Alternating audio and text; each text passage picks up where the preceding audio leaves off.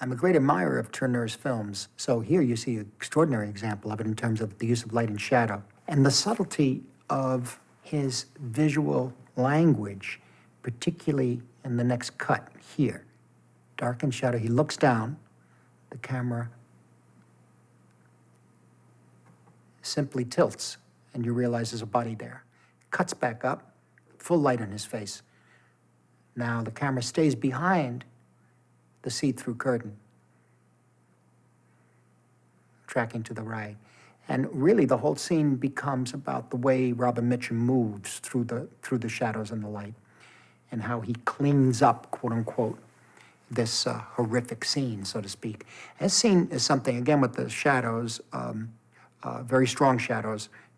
One of the key elements in this film is how, well, it's the epitome of cool in a way. And it processed through Mitchum.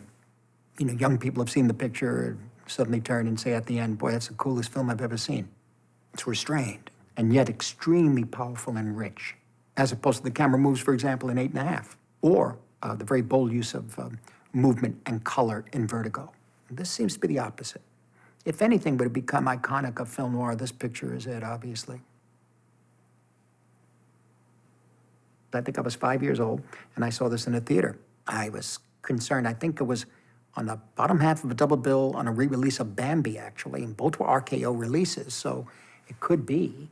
And I remember my aunt, who had taken me to see the Bambi, I was complaining that this film was going on too long. She told me to be quiet because she was really enjoying it. But I'll never forget the body being put in the closet.